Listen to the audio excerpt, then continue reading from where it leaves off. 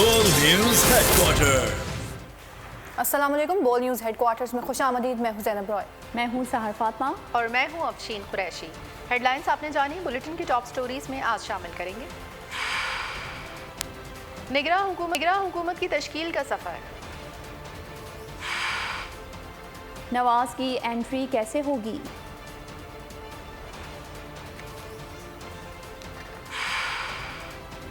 रिजवाना के बाद फातिमा,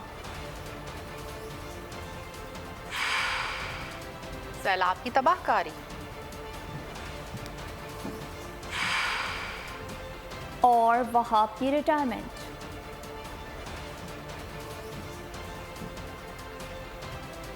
नाजरीन, बुलेटिन का आगाज़ करेंगे। कराची से खबर देंगे। रानीपुर में बच्ची के कत्ल का मामला, वालिदा की मुद्दत में मुलजिम असद शाह के खिलाफ मुकदमा दर्ज। DIG ने SHO रानीपुर और झूठी मेडिकल रिपोर्ट देने वाले डॉक्टर को गिरफ्तार कर लिया। SHO अमीर चांग, इसकी पूरी टीम और डॉक्टर को शामिल तफ्तीश कर लिया गया। SHO और डॉक्टर पर कत्ल छुपाने और कत्ल में सहूलतकारी का इल्ज़ाम है।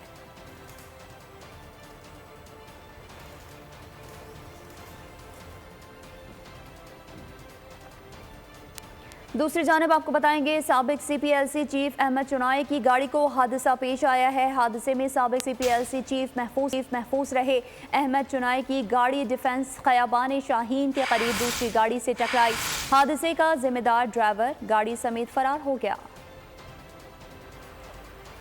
निगरां काबीना, किसको क्या ओहदा मिलेगा, नाम सामने आ गए। जराये के मुताबिक वजारत खारजा की जिम्मेदारी साबिक सिफारतकार जलील अब्बास जिलानी को दी जाएगी। सरफराज बुगटी वजीर दाखिला होंगे। डॉक्टर गौहर एजाज को निगरां वजीर तिजारत और सनत बनाने का फैसला किया गया। वजारत इत्तलात सैयद मोहम्मद अली को दिए जाने का इम्कान है। निगरां वफाकी वज़रा की तकरीब हल्फ बर्दारी आज होगी। सदर आरिफ अलवी निगरां काबीना से हल्फ लेंगे। तकरीब में निगरां वज़ीर आज़म अनवारुल्लाह काकड़ और अहम शख्सियात शिरकत करेंगी।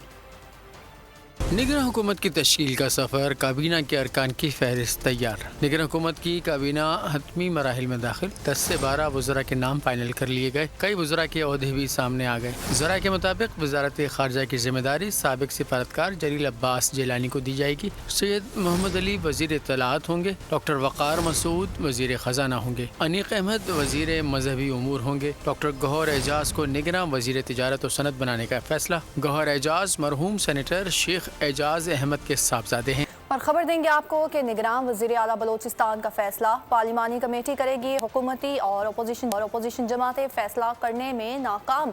वज़ीर आला अब्दुल कुद्दूस बजंजो ने पार्लिमानी कमेटी के लिए हुकूमती नाम स्पीकर बलोचिस्तान असम्बली को भिजवा दिए। पार्लिमानी कमेटी में हुकूमत की जानिब से मीर अब्दुल कुद्दूस बजंजो के अलावा सरदार अब्दुर्रहमान खेतरा, इंजीनियर जमरिक खान अचकजई के नाम शामिल। अपोजिशन लीडर बलोचिस्तान की जानिब से पहले ही कमेटी के लिए 3 नाम भिजवाए जा चुके हैं। कमेटी 24 घंटों में निगरान वज़ीर आला बलोचिस्तान का नाम फाइनल करेगी। अगर पार्लिमानी कमेटी में किसी एक नाम पर इत्तेफाक ना कर सकी तो फिर सूबाई इलेक्शन कमीशन निगरान वज़ीर आला बलोचिस्तान का तकर्रुर करेगा।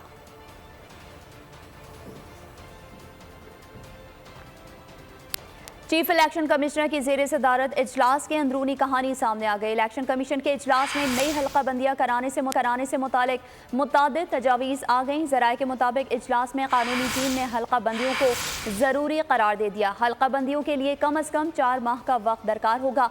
इजलास में बरवक्त आम इंतखाबात से मुतालिक कोई तजवीज़ नहीं आई। इलेक्शन कमीशन ने राय दी कि मौजूदा हालात में शफाफ इंतखाबात बड़ा चैलेंज है। पुरानी हल्का बंदियों के हवाले से सियासी जमातों के एतराज़ात पर गौर करना ज़रूरी है।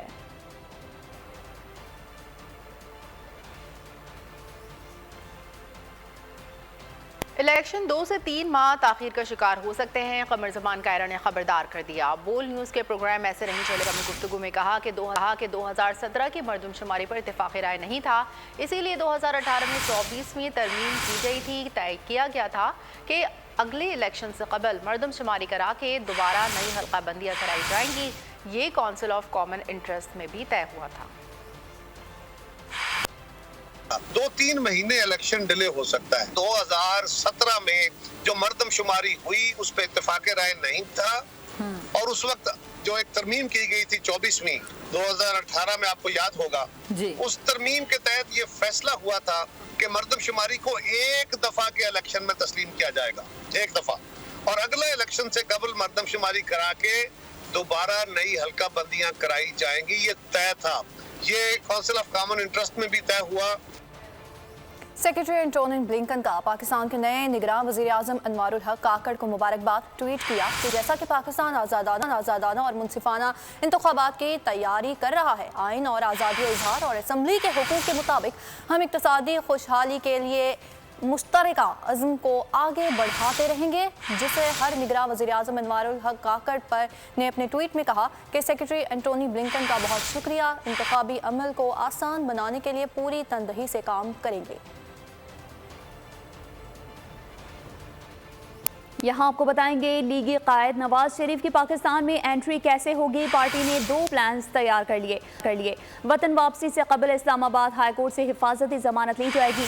पार्टी ज़राए के मुताबिक प्लान ए के तहत वापसी इस्लामाबाद एयरपोर्ट पर होगी। प्लान बी में लाहौर वापसी की मनसूबाबंदी। दोनों सूरत में लीगी कायद का वालेहाना इस्तकबाल की तैयारियाँ कर ली गईं।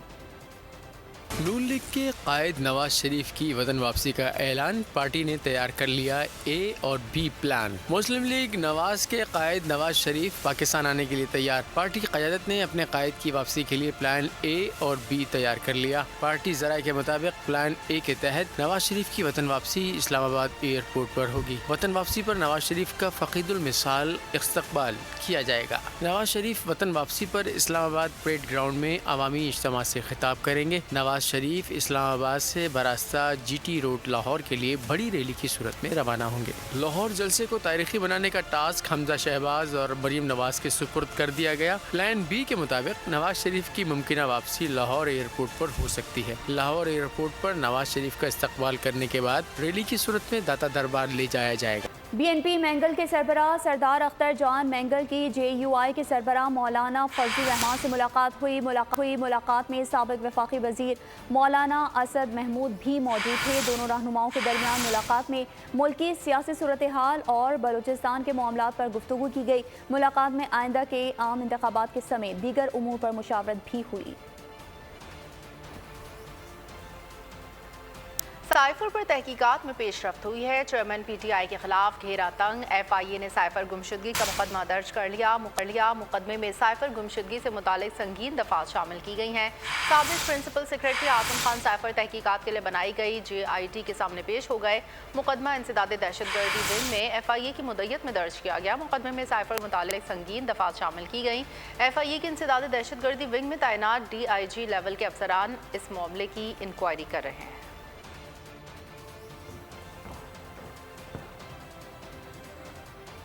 और अब आपको बताएं कि सुप्रीम कोर्ट ने लाहौर हाई कोर्ट को 21 अगस्त को परवेज लाही की दरख्वास्तों पर फैसला करने का हुक्म दे दिया। सुप्रीम कोर्ट में जस्टिस इजाजुल एहसन की सरबराही में 3 रुकनी बेंच ने साबिक वजीर आला पंजाब परवेज लाही की दरख्वास्त जमानत पर समाअत की, जिसमें अदालत ने लाहौर हाई कोर्ट को 21 अगस्त को परवेज लाही की दरख्वास्तों पर फैसला करने का हुक्म दिया। अदालत ने अपने हुक्म में कहा कि हाई कोर्ट 21 अगस्त को फैसला नहीं करती तो गिरफ्तारी का अबूरी हुक्मनामा मुअत्तल तस्वुर होगा। खबर देंगे लाहौर हाई कोर्ट से, जहां रावलपिंडी बेंच ने डिप्टी कमिश्नर का बगैर इजाजत नजरबंद करने का इख्तियार बहाल कर दिया।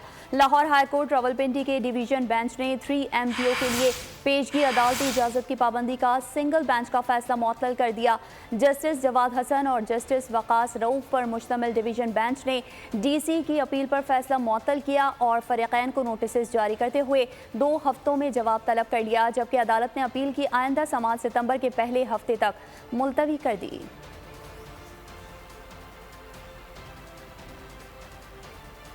सुप्रीम कोर्ट कराची रजिस्ट्री ने गुजरनाला अमल दरामद केस में वज़ीर आला सिंध सैयद मुराद अली शाह के खिलाफ तौहीन अदालत दरख्वास्त की समाअत का तहरीरी हुक्मनामा जारी कर दिया। अदालत ने तौहीन अदालत की दरख्वास्त पर वज़ीर आला सिंध सैयद मुराद अली शाह को आज ज़ाती हैसियत में तलब कर लिया। अदालत ने chief secretary Sindh, mayor Karachi और कमिश्नर कराची को भी तलब कर लिया। अदालत ने दरख्वास्त की समाअत कल सुबह 11:30 बजे मुकर्रर कर दी। दरख्वास्त गुजार के वकील के मुताबिक अदालत ने 2 साल के अरसे में माहाना बुनियादों पर पेशरफ्त रिपोर्ट जमा करवाने का हुक्म दिया था। आखिरी हुक्मनामे के बाद से कोई भी रिपोर्ट जमा नहीं करवाई गई।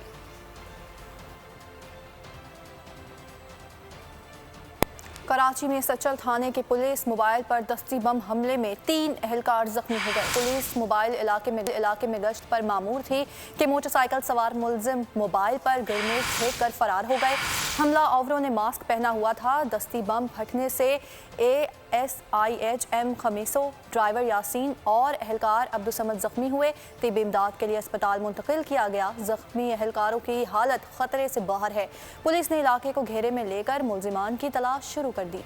इसी सिलसिले में आपको बताएंगे कराची के इलाके सचल सुमेरा चौक के करीब पुलिस मोबाइल पर ग्रेनेड हमला, 3 पुलिस एहलकार जख्मी हो गए। बम डिस्पोजल स्क्वाड यूनिट और क्राइम सीन यूनिट की जानिब से ताहाल मुतासरा पुलिस मोबाइल को चेक तक नहीं किया जा सका है।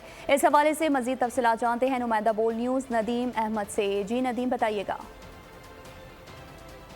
जी हाँ, मैं इस वक्त सचल थाने के बाहर मौजूद हूँ, जहाँ मुतासरा पुलिस मोबाइल भी आप मेरे अकब में देख सकते हैं। ये वो मोबाइल है जिसके ऊपर कहा जा रहा है कि सचल थाने की हदूद में सुमेरा चौक, सर सैयद चौक के मकाम के ऊपर नामालूम दहशतगर्दों की जानिब से दस्ती बम भी फेंका गया और फायरिंग भी की गई। ताहम आप देख सकते हैं कि ये मोबाइल जो तबाही का शिकार हुई है, इस वक्त जो है वो अब भी ताहाल जो है ये सचल थाने के बाहर मोबाइल जूँ की तू मौजूद है। अब तक के बम डिस्पोजल स्क्वाड की टीम को तलब नहीं किया गया। SSP या SHO जो है वो जाए वक़ुआ के ऊपर या इस मुतासरा पुलिस मोबाइल के हमरा जो है वो ब्रीफिंग देने के हवाले से मौजूद दिखाई नहीं दिए कि आया क्या नुकसान हुआ। अलबत्ता इस हमले के नतीजे में 3 पुलिस एहलकार ज़ख्मी हुए हैं, जिसके अंदर हेड मोरर ASI खमीसो खान, इसके अलावा अब्दुल समद नामी पुलिस एहलकार और ड्राइवर मोहम्मद यासीन बताया जाता है। ये 3 पुलिस एहलकार ज़ख्मी हुए हैं, जिन्हें अस्पताल मुंतकिल कर दिया गया है। ताहम इस हवाले से CTD की टीम ने जो है अब से कुछ देर कबल इस मुतासरा पुलिस मोबाइल का मुआयना ज़रूर किया है, मगर क्राइम सीन यूनिट और बम डिस्पोजल स्क्वाड की टीमें अब तक के इस मोबाइल का कई घंटे गुजरने के बावजूद भी ताहाल मुआयना नहीं कर सकी हैं। हमला जो है वो खासा मशकूक दिखाई दे रहा है, चूँकि अब तक के जो मुताल्लिका अफसरान हैं, जिसके अंदर SSP हैं, DIG हैं या SHO साहिबान हैं, उनकी जानिब से अब तक के बाकायदा मीडिया को ताहाल कोई ब्रीफिंग नहीं दी गई कि यह वाक़या क्यों रोनुमा हुआ है, कौन से अनासर इस हमले में मुलविस हैं। इस हवाले से तफ्तीश के अंदर मज़ीद जूँ पेशरफ्त होती रहेगी। हम अपने नाजरीन को भी वक्तन फ़वक्तन आगाह। बहुत शुक्रिया नदीम। जनरल अस्पताल लाहौर में तशद्दुद का शिकार घरेलू मुलाजमा का इलाज। रिजवाना की प्लास्टिक सर्जरी का दूसरा सेशन जारी। 1.5 माह तक प्लास्टिक सर्जरी का अमल जारी रहेगा। निगरान वज़ीर सेहत डॉक्टर जावेद अकरम को प्लास्टिक सर्जरी की रिपोर्ट पेश की जाएगी। बच्ची के चेहरे, सर और कमर के जख्मों की सफाई कर दी गई। मेडिकल बोर्ड के मुताबिक सर्जरी के लिए बच्ची को मयारी क्रीमें लगाई गई हैं। सफाई के बाद रिजवाना की पट्टियाँ हर रोज़ तब्दील की जा रही हैं। और अब आपको बताएं कि दहशतगर्दों का बलूचिस्तान के अमन परवार पेशीन के सुरखाब बाईपास पर पुलिस एहलकार पर फायरिंग। एहलकार मौके पर शहीद हो गया। पुलिस के मुताबिक DC ऑफिस के करीब नामालूम मोटरसाइकिल सवारों ने फायरिंग की और ट्रैफिक पुलिस के सिपाही अब्दुल गफूर काकड़ पर फायरिंग की, जिससे वो मौके पर ही शहीद हो गया।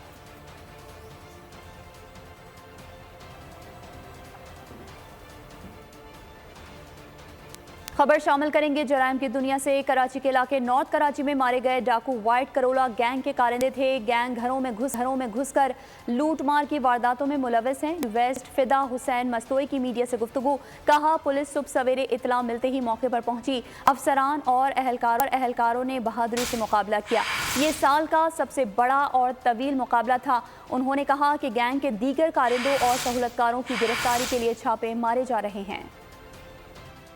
ये एक बहुत नोटोरियस गैंग था जो काफ़ी अरसे से वारदातें कर रहा था, और स्पेशली इनका तरीक़ा वारदात ये होता था कि इनके पास एक टूल किट होती थी जो कि आज हमने बरामद की है, और उससे आके ये घरों की ग्रिल्स और दरवाजे और लॉक्स इस तरह से तोड़ते थे कि पता नहीं लगता था इवन घर वालों को भी कि कोई बाहर ये इस तरह की चीज़ हो रही है। तो ये काफ़ी अरसे से ये डायरेक्ट थे, एक्टिव थे, जो कि घरों में आके न्यू कराची में और बाकी कराची के काफ़ी एरियाज़ में ये वारदातें करते रहते थे। अल्हम्दुलिल्लाह आज ये 5 जो है इस गैंग के मारे गए हैं, और ये वाइट करोला गैंग थी जो कि काफ़ी इनफेमस हो चुकी थी। अल्हम्दुलिल्लाह पुलिस की बेहतर हिकमत अमली से और पिछली जो हम गलतियाँ कहीं कहीं से करते आए हैं जिससे पुलिस का भी नुकसान होता था। कराची में रेंजर्स और पुलिस की मुश्तरका कार्रवाई सामने आई है। प्रेडी से 2.5 करोड़ रुपए लूटने वाले ग्रुप के सरगना समेत 4 मुल्जिमान धर लिए गए। Wing commander 2 Qalandar wing Sindh rangers lieutenant colonel Ali Musa और SSP साउथ ने मुश्तरका न्यूज़ कॉन्फ्रेंस में कार्रवाई की तफसीलात बताई। कहा वारदात 5 अगस्त को प्रेडी के इलाके में हुई थी। वारदात में मुलविस ग्रुप पूरे पाकिस्तान में वारदातों में मुलविस है। मुल्जिमान की गिरफ्तारियां औरंगी टाउन, सदर और दीगर इलाकों से हुई। मुल्जिम शहर में ज्वेलरी शॉप्स, हाउस रॉबरीज समेत सैकड़ों वारदातों में मुलविस थे। बहुत बड़ा मुनज़्ज़म गैंग है जो ना सिर्फ कराची में, सिंध में, बल्कि पाकिस्तान में ये वारदातें करता है। बैन सूबाई गैंग है। ये बेतहाशा वारदातें यहाँ भी कर चुके हैं कराची में और पाकिस्तान के बहुत सारे एरियाज़ में। पाकिस्तान रेंजर सिंध और पुलिस की इंटेलिजेंस मालूमात की बुनियाद पर मुश्तरका कार्रवाई करते हुए बख्त रोज़ और मुल्ला, ये इसका सरगना है, अलीम खान और सुर शम्स रहमान और जाहिद खान को गिरफ्तार किया गया है।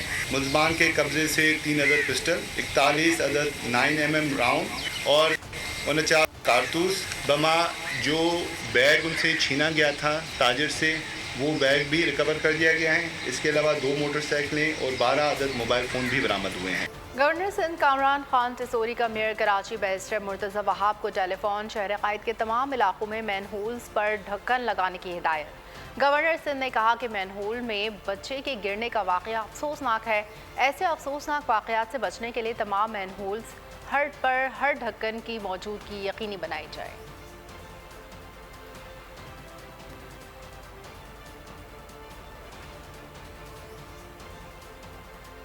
नाज़रीन, हुकूमत की नाअहली की वजह से शहर में जगह जगह खुले गटर मौत के कुएं बने हुए हैं। अमीर जमात इस्लामी कराची हाफिज नईम के बरहमी कहते हैं बच्चा जश्न आज़ादी मनाते हुए जान की बाजी हार गया। कब्जा मेयर और डिप्टी मेयर को इस सानहे का जवाब देना पड़ेगा। हाफिज नईम ने कहा कि इस सानहे का मुकदमा इख्तियारात वालों के खिलाफ होना चाहिए। शहर में 3000 गटरों पर ढक्कन ही नहीं है। एक खुले हुए मैनहोल में इनका बच्चा डूब गया और लोगों को पता भी नहीं चल सका और उसमें देर हो गई उसको निकालने में। और उस तकलीफ का, उस गम का अंदाज़ा वही कर सकता है जिस पर ये बीती है कि जब माशाल्लाह इनके 4 बच्चे हैं, जिनमें से 3 बेटियां हैं, 1 बेटा। अब वो बेटा भी हाथों में आ जाए अगर और उसकी जान चली जाए सिर्फ किस लिए कि जो बुनियादी एक जिम्मेदारी है किसी हुकूमत की और उसकी बल्दिया की और उसके मुंतखब लोगों की और उसके इदारों और महकमों की, कि कम अज़ कम मैन हॉल के ऊपर ढक्कन तो रखा हुआ हो, रिंग बना हो, उसके ऊपर बाकायदा तरीके से ढक्कन हो ताकि महफूज कर सकें आप लोगों को। वो जिम्मेदारी भी अदा नहीं कर रही है ये हुकूमत। और हुकूमत भी कौन सी है जो 15 साल से यहाँ पर सूबा सिंध में बरसर इख्तिदार है।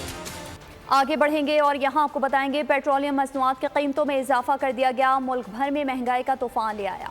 बसों में सफ़र करना महंगा हो गया। पब्लिक ट्रांसपोर्ट के किरायों में 100 से 200 रुपए तक इजाफा हो गया। ट्रेन के किरायों में 10% इजाफा कर दिया गया। ट्रांसपोर्टर्स ने साफ कह दिया पेट्रोल की कीमत में इजाफे के बाद किरायों में इजाफा करना मजबूरी है। पेट्रोल की कीमत में इजाफा, बस में सफर करना हो गया महंगा, ट्रेन के किराए भी बढ़ गए। आवाम की दुहाई जाएं तो जाएं किधर। पेट्रोल महंगा होते ही पब्लिक ट्रांसपोर्टर्स ने किरायों में इजाफा कर दिया। किरायों में 100 रुपए से 200 रुपए तक का इजाफा। ट्रांसपोर्टर्स का कहना है कि पेट्रोलियम मसनूआत की कीमतों में इजाफे के बाद किरायों में इजाफा करना मजबूरी है। साथ ही धमकी भी दे दी कि अगर किरायों में इजाफा ना किया तो गाड़ियाँ बंद करना पड़ सकती हैं। पाकिस्तान रेलवे भी पीछे नहीं रहा, ट्रेन के किरायों में 10% इजाफा कर दिया। नोटिफिकेशन के मुताबिक तमाम मेल, एक्सप्रेस और पैसेंजर ट्रेनों के तमाम कोचेस के किरायों में इजाफा किया गया। किराए में इजाफे का इतलाक आज से होगा। मौसम का अहवाल शामिल करेंगे। मुल्क के मुख्तलिफ शहरों में बारिश से सैलाब आ गया। डेरा इस्माइल खान और डाक में मुतादिद गाँव पानी में डूब गए। उधर भारत में मुसलसल बारिशों ने भी पाकिस्तान के लिए खतरे की घंटी बजा दी। सतलज और ब्यास पर कायम भारतीय डैम फुल होने लगे। अगले 2 रोज़ में सतलज और ऊंचे दर्जे का सैलाब मुतवक्की है।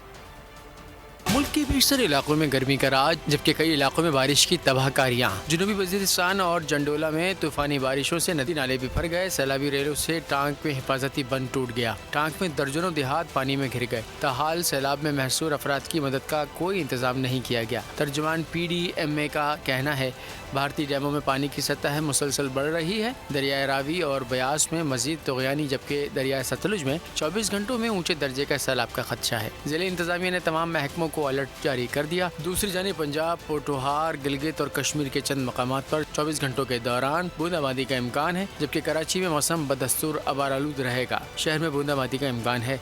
आज ज़्यादा से ज़्यादा दर्जा हरारत दालबदीन 42, तुरबत चलास और DI खान में 40 डिग्री सेंटीग्रेड रिकॉर्ड किया गया। अमरीकी रियासत हवाई में लगने वाली होलनाक आतिश ज़दगी पर 7 रोज़ बाद भी काबू न पाया जा सका। हलाकतों की तादाद 110 हो गई। नाइजर में बागी ग्रुप के हमले से 17 फौजी हलाक हुए, जबकि भारतीय रियासत हिमाचल में भी बारिशों और लैंडस्लाइडिंग ने तबाही मचा दी। 66 अफराद हलाक हो गए। अमरीकी रियासत हवाई में हौलनाक आतिशज़दगी, 7 रोज बाद भी आग पर काबू न पाया जा सका। हलाकतों की तादाद 110 हो चुकी। हजारों अफराद की नकल मकानी, 2500 के करीब घर जल गए। अमरीकी सदर बाइडन का मुतासरा इलाकों के दौरे का ऐलान, मुतासरीन से मुलाकात भी करेंगे। नाइजर में मुसल्लह ग्रुप का हमला, 17 नाइजर फौजी हलाक हो गए। हमले में 20 से ज्यादा फौजी जख्मी भी हुए। उधर भारतीय रियासत हिमाचल में बारिशों और लैंडस्लाइडिंग ने तबाही मचा दी। 66 अफराद हलाक हो गए, हजारों सड़कें तबाह, जबकि सैकड़ों घर भी मलियामेट हो गए। यहाँ आपको बताएंगे एलन मस्क ने एक्स पर एक और पाबंदी आयद कर दी। सोशल मीडिया नेटवर्क एक्स ने ट्वीट डैक तक आम सार्फिन की रसाई ख़त्म कर दी है। एक्स ब्लू के सार्फिन ट्वीट डैक को माहाना पाकिस्तानी 2250 रुपये देकर हासिल कर सकेंगे, जबकि सालाना पाकिस्तानी 23,700 रुपये देकर सार्फिन इससे मुस्तफ़ीद हो सकेंगे।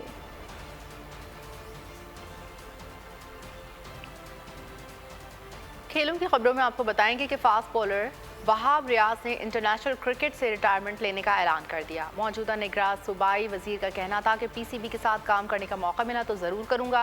रिटायरमेंट के बाद इंटरनेशनल क्रिकेट लीग्स पर तवज्जो मरकूज रखूंगा। अल्लाह ताला का बहुत शुक्रगुजार हूँ, अपनी फैमिली का शुक्रगुजार हूँ, अपने वालिद साहब का बहुत शुक्रगुजार हूँ। अल्लाह ताला उन्हें जन्नत में जगह दे, और मेरी माँ, बहनें और मेरी बीवी, मेरे दोस्त जो हर कदम पे मेरे साथ रहे, मेरे मेंटोर्स, मेरे कोचेस, PCB ऑफिशियल्स, जिसने मेरे लिए ज़िंदगी में मुझे कुछ सिखाया और मुझे इस काबिल बनाया कि मैं पाकिस्तान का नाम रोशन कर सका, मैं उन सब का बहुत शुक्रगुजार हूँ। और इट्स टाइम के इंटरनेशनल क्रिकेट को खुदाफिज कहना पड़ रहा है। Thank you Pakistan, thank you Pakistan cricket board, thank you to my all fans. तो आज मैं इंटरनेशनल क्रिकेट से रिटायरमेंट ले रहा हूँ, बट उसका मतलब ये नहीं है कि क्रिकेट छोड़ रहा हूँ। अब मेरा फोकस है कि ऑल अराउंड द वर्ल्ड जितनी भी इंटरनेशनल लीग्स हैं उनमें पार्टिसिपेट करूँ। नाजरीन, ऑस्ट्रेलिया में जारी women FIFA world cup, England की विमेन टीम पहली बार फुटबॉल वर्ल्ड कप के फाइनल में पहुंच गई। इंग्लैंड विमेन टीम इतवार को स्पेन के मद्दे मुकाबिल होगी, जबकि सेमीफाइनल में इंग्लिश टीम ने ऑस्ट्रेलिया को 1 के मुकाबले में 3 गोल करके शिकस्त दी थी। यहाँ आपको बताएंगे ब्राज़ील की वेल की बर्क रफ्तारी, खाने की तलाश और कलाबाजियाँ मुनफरद वीडियो तवज्जो का मरकज़ बन गई। पाकिस्तानी अदाकारा और मॉडल अलीज़े शाह के खिलाफ मुबैना तौर पर तशद्दुद और धमकियां देने पर कानूनी कार्रवाई की दरख्वास्त। अदाकारा अलीज़े शाह और मिंसा मलिक में लड़ाई के बाद सुलह हो गई। बात बढ़ने पर मिंसा मलिक ने अलीज़े के खिलाफ दरख्वास्त दायर की थी। दरख्वास्त अदाकारा मिंसा मलिक की जानिब से इस्लामाबाद के थाने में दायर की गई थी, जिसमें मौक़िफ़ इख्तियार किया गया था कि अदाकारा अलीज़े शाह ने ड्रामे की शूटिंग के दौरान इन्हें तशद्दुद का निशाना बनाने की कोशिश की और इनकी तरफ जलता हुआ सिगरेट फेंका। नशे की हालत में जूतियों से पीटा, ड्रामे की शूटिंग रोक दी गई।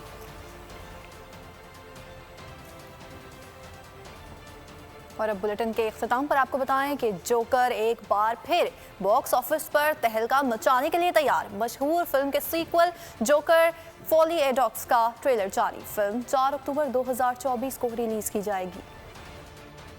और इसके साथ ही न्यूज़ स्टूडियो से फिल वक्त के लिए इतना ही। कुछ ही देर में हाजिर होंगे हेडलाइंस के साथ। आप देखते रहिए बोल न्यूज़ और विजिट कर सकते हैं हमारी वेबसाइट bolnews.com।